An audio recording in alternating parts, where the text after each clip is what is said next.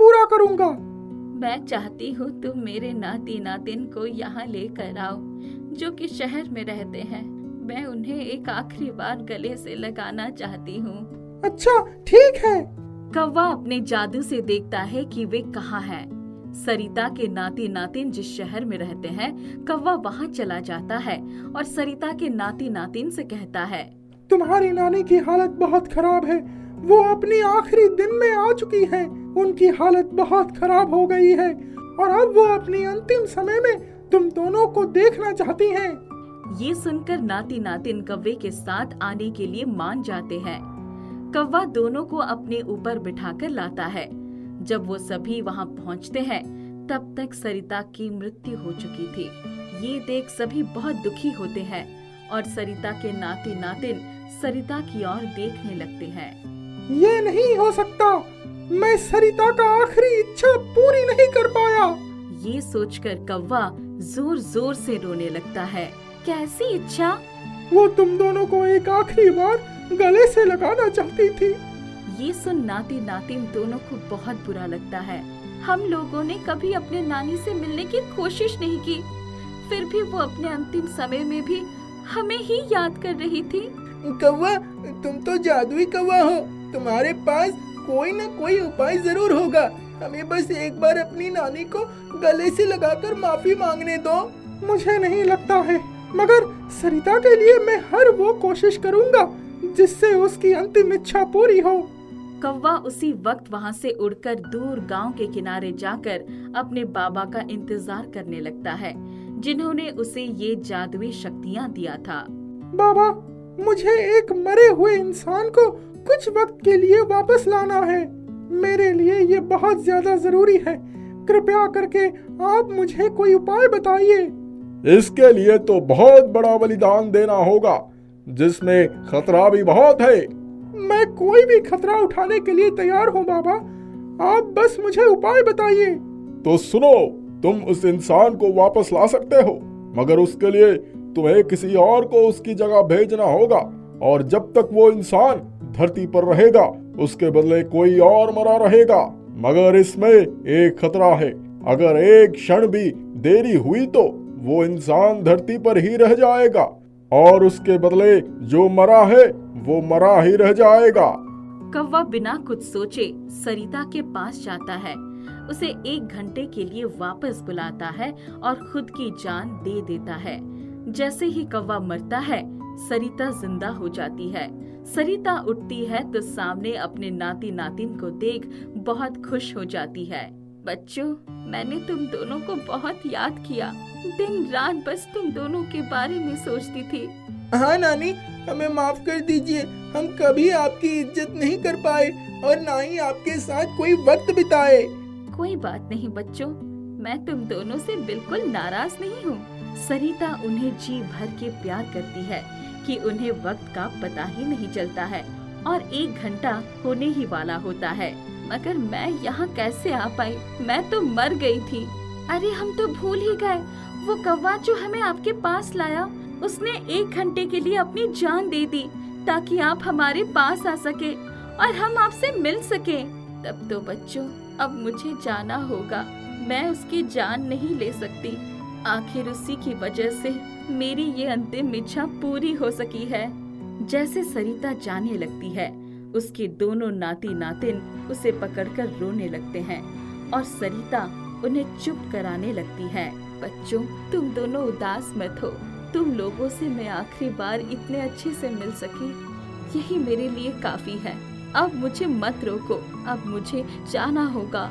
सरिता कौवे के पास जाती है और अपनी जगह उसकी जान वापस लाना चाहती है, मगर ऐसा कुछ नहीं हो पाता है क्योंकि सरिता से 1 मिनट की देरी हो गई थी। हे भगवान, ये मैंने क्या कर दिया? मैं अपनी वजह से इस बेचारे कौवे की जान ले ली। नहीं नहीं, ऐसा नहीं हो सकता। मुझे इसे वापस लाना ही होगा। बच्चों, तुम दोनों यही रुको। मुझे पता लगाना होगा कि कौवे ने कहाँ से ये शक्तियाँ लाई थी और इसकी जान वापस लानी होगी। नानी, मैंने उसे गांव के किनारे जाते हुए देखा था। सरिता वहाँ से जाती है और कौवा कहकर पुकारने लगती है। तभी वो बाबा आ जाते हैं। क्या हुआ तुम्हें? तुम क्यों कौवे को बुला रही हो? सरिता बाबा को सारी बातें बताती है। मैंने उससे कहा था इसमें बहुत खतरा है, जरा सी लापरवाही और जीवन की कुर्बानी। मुझे माफ कर दीजिए बाबा, मैं अपने नाती नातिन को देखकर भावुक हो गई थी। मुझे वक्त का पता ही नहीं चला। कोई तो उपाय होगा जिससे मैं उसे वापस बुला सकूं। एक ही तरीका है, तुम्हें अगले 5 जन्मों तक कौवे के रूप में ही जन्म लेना होगा और साथ ही साथ अभी तुम्हें अपने नाती नातिन के साथ जाकर उस कौवे को उस काले बादल से आजाद कराना होगा।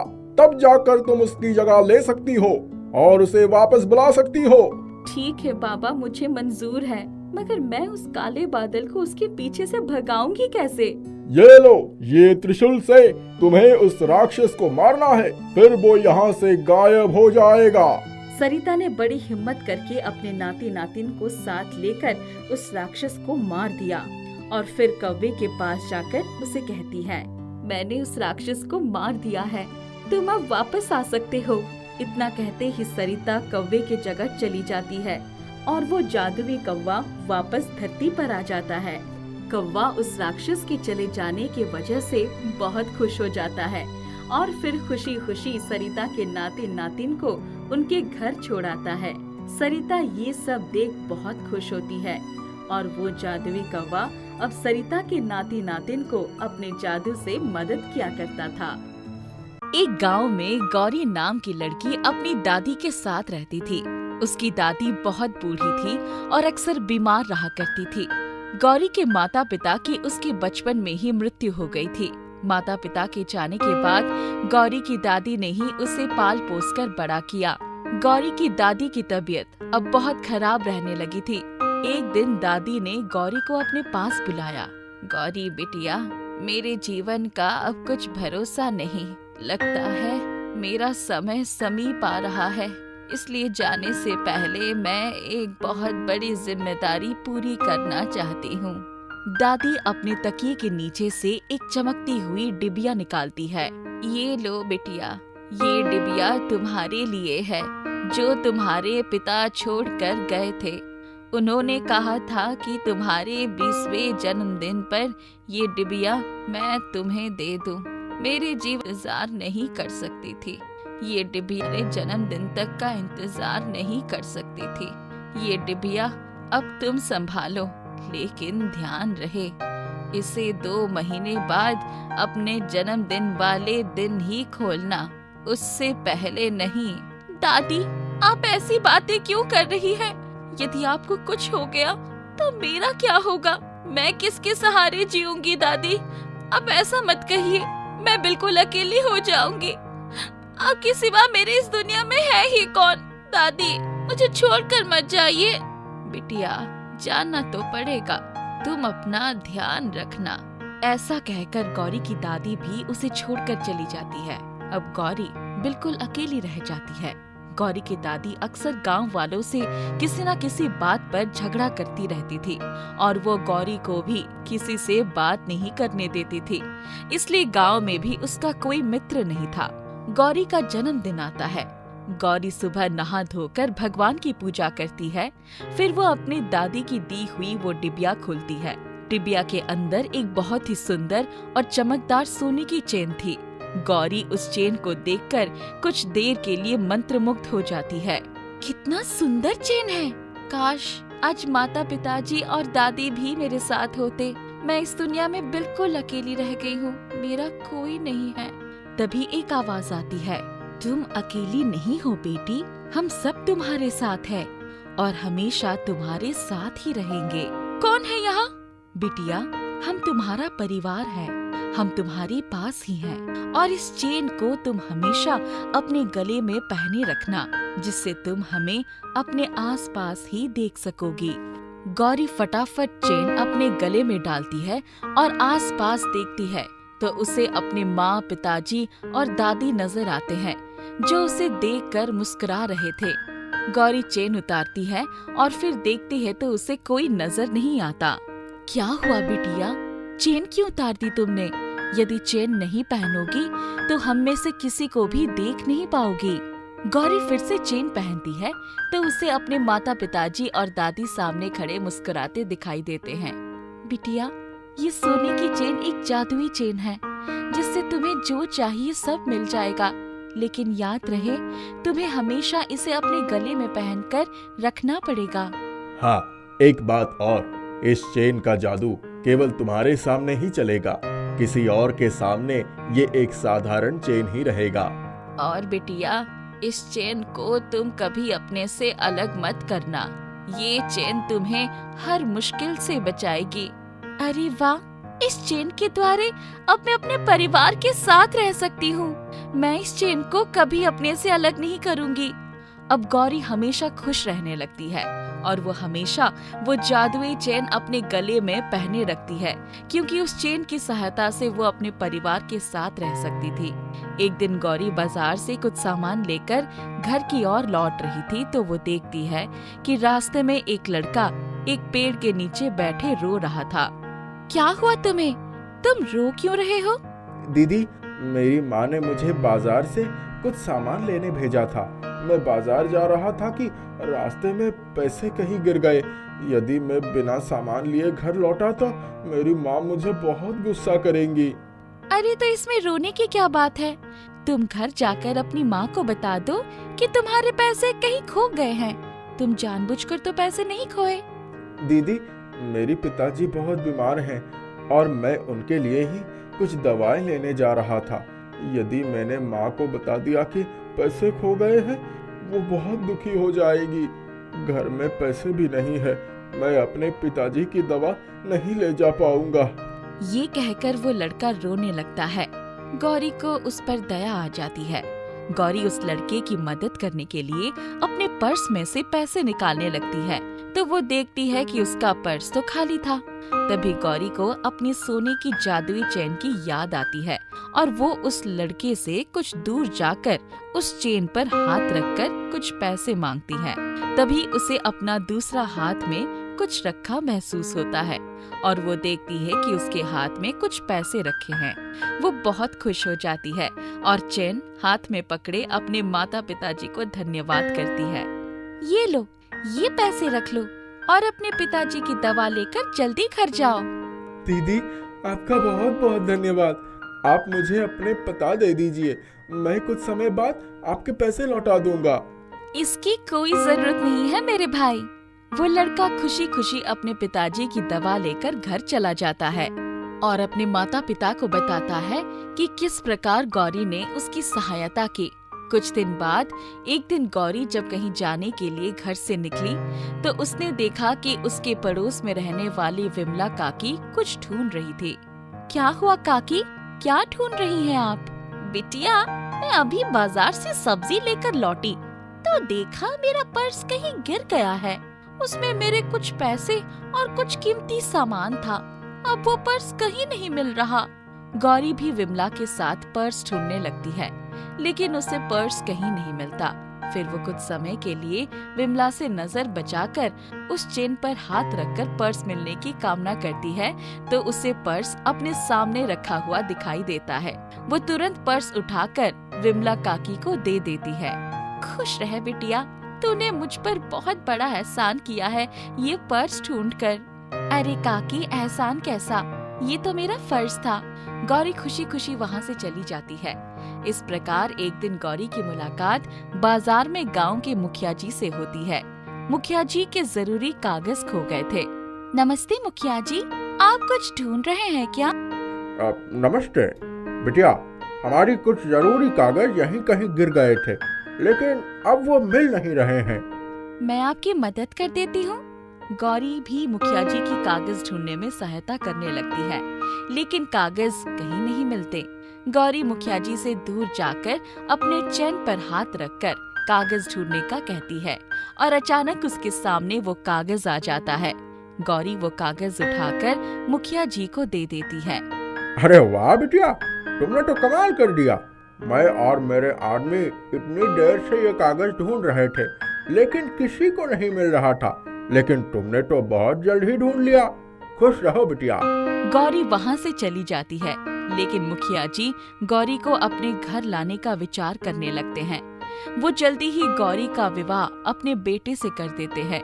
विवाह के बाद गौरी को एक परिवार मिल जाता है जहां सब लोग उसे बहुत प्यार करते हैं और इसके साथ ही गौरी के माता पिताजी और दादी भी उस चेन के रूप में उसके पास हमेशा रहते हैं। एक बार की बात है, एक गांव में विमला नाम की एक गरीब औरत अपनी बेटी राधा के साथ रहती थी। विमला के पति का देहांत हो चुका था।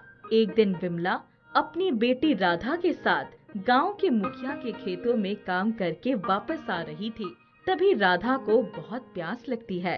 माँ, मुझे बहुत प्यास लगी है। यहाँ आसपास खेत ही खेत है। थोड़ा आगे चलकर एक कुआं है, वहाँ पानी पी लेना। दोनों आगे चलते हैं।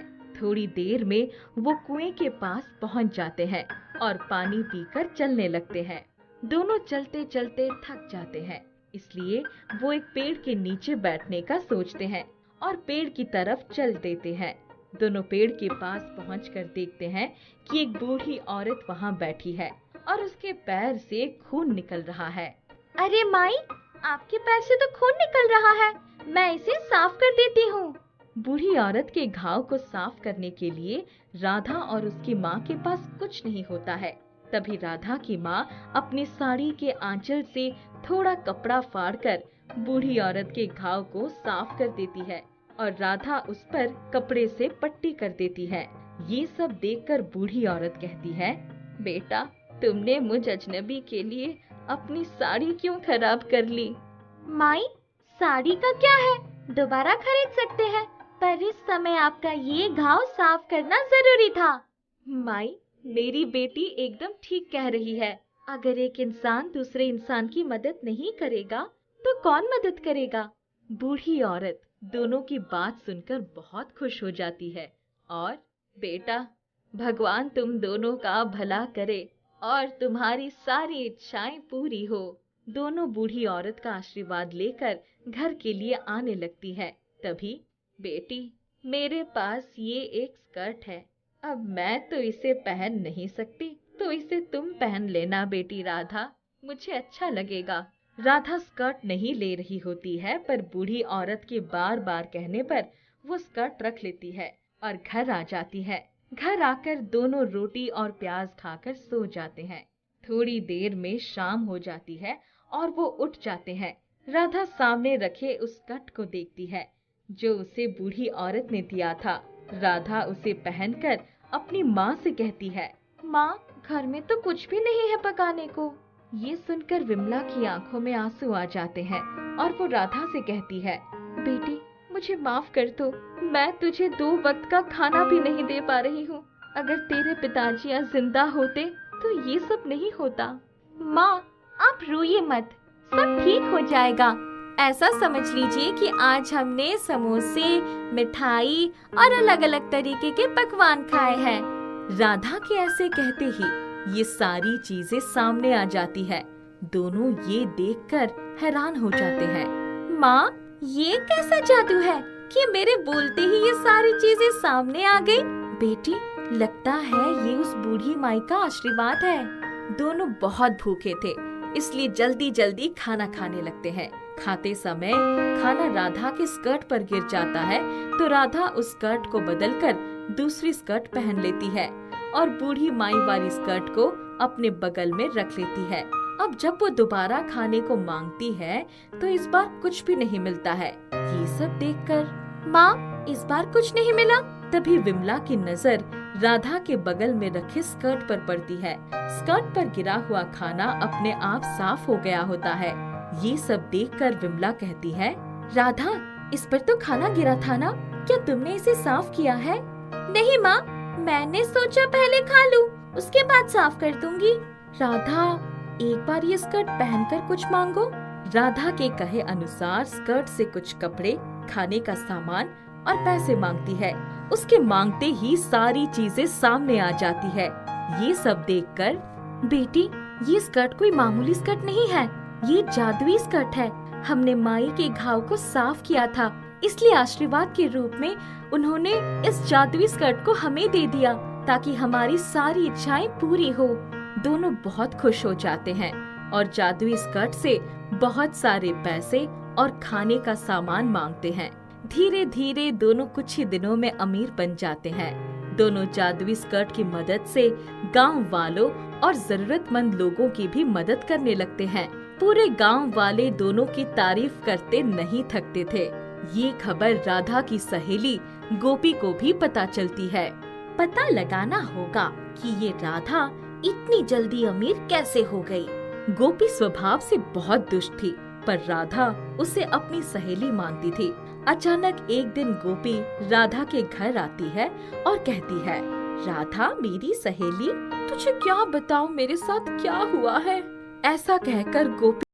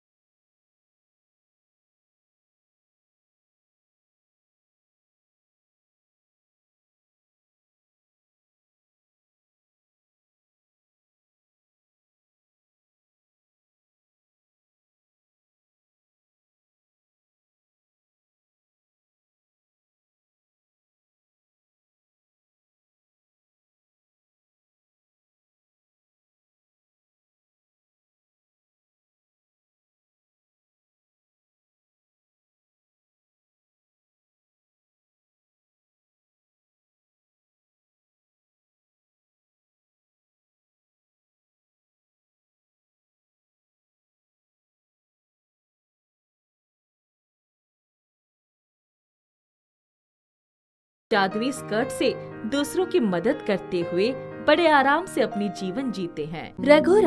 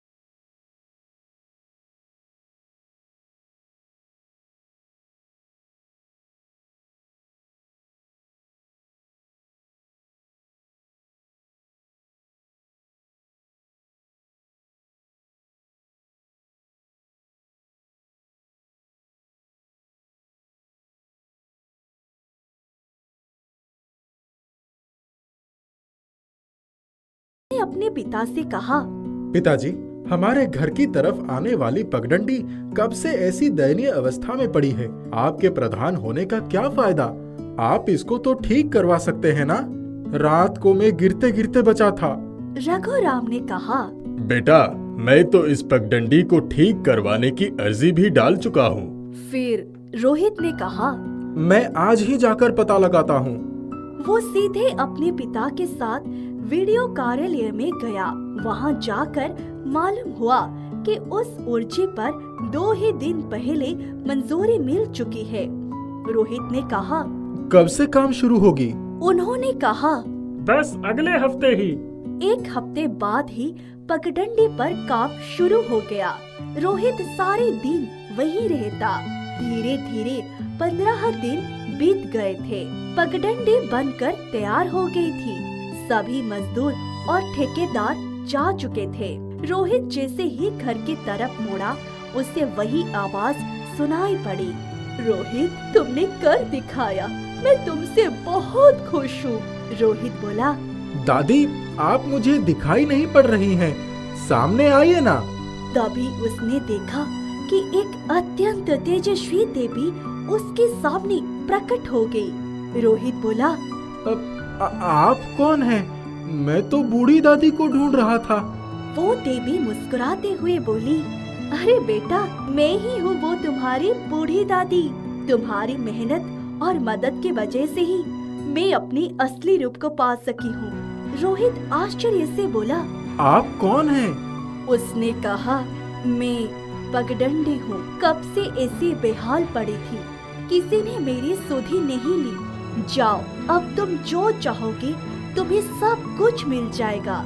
हमेशा मन लगाकर काम करना। इतना कहकर वो पगडंडी में ही समा गई। रोहित आश्चर्य में डूबा घर आ गया।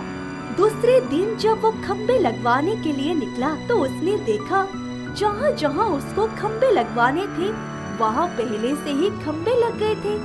जब वो घर आया तो उसने देखा कि उसका घर हवेली में बदल गया था।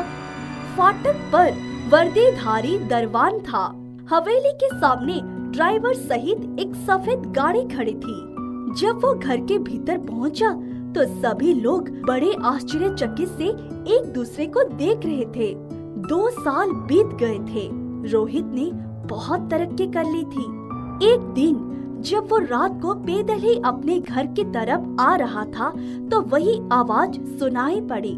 उसने पीछे पलटकर देखा तो वही बूढ़ी दादी फिर से दिखाई पड़ी, लेकिन इस बार उनकी कमर सीधी थी।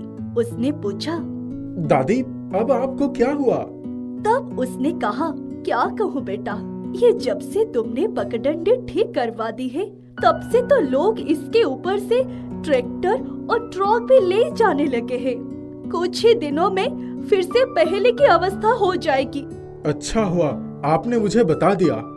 दूसरे दिन उसके पिता ने ग्राम सभा में यह मसला रखा और जहाँ से पगडंडी शुरू होती थी वहाँ एक बोर्ड लगवा दिया।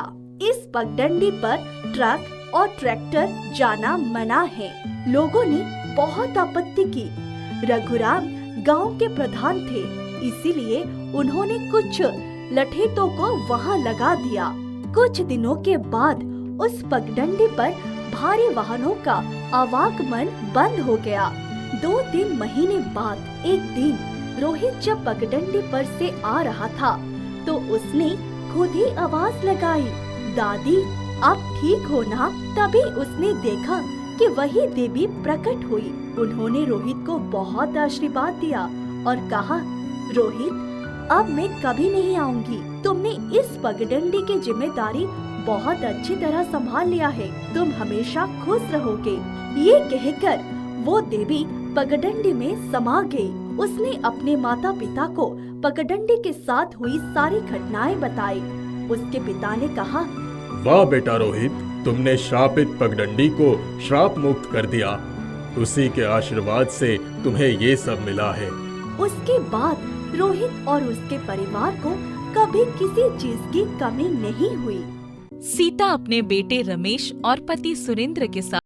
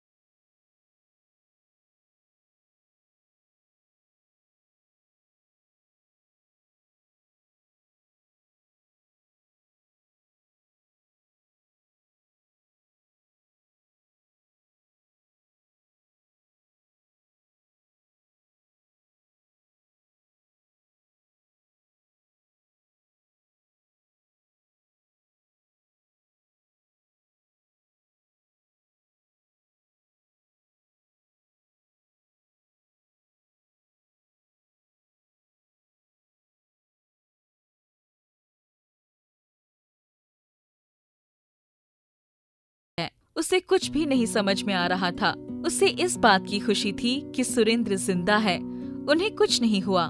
लेकिन एक्सीडेंट के कारण सुरेंद्र के दोनों पैर खराब होने का उसे बहुत ही ज्यादा दुख था।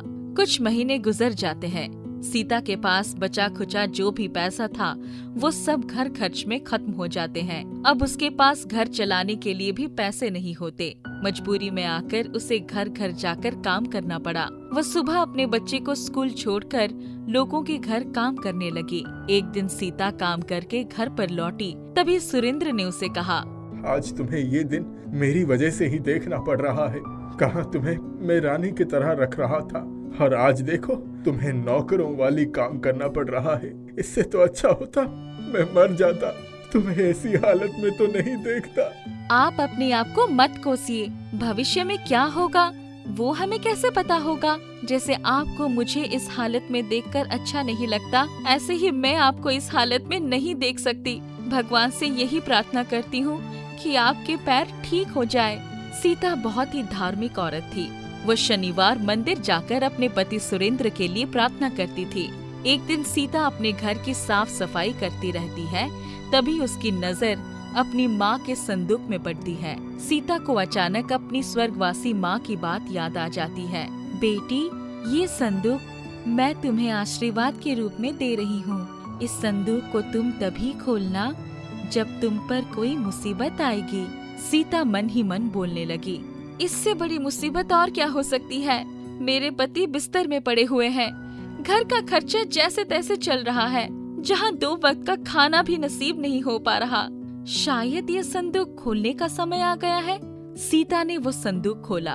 उस संदूक में एक बहुत ही प्यारी साड़ी थी। सीता को साड़ी देखकर बहुत गुस्सा आया। एक साड़ी मेरी मुसीबतों को कैसे हल करेगी। मैंने कितनी उम्मीद से ये संदूक खोला, सोचा कि इसमें पैसे या जेवर होंगे, इसमें तो सिर्फ एक साड़ी है। अब मैं क्या करूं? एक ही उम्मीद थी, अब वो भी टूट गई। सीता गुस्से में वो संदूक बंद करती है। अचानक से वो साड़ी चमकने लगी। सीता चौंक जाती है। अरे, ये साड़ी अचानक से चमकने कैसी लगी? सीता वो साड़ी अपने हाथ में लेती है। साड़ी लेते ही उसके नीचे एक चिट्ठी रहती है। चिट्ठी उसकी माँ की रहती है, जिसमें लिखा था, बेटा, जैसे ही तुम्हें ये साड़ी मिली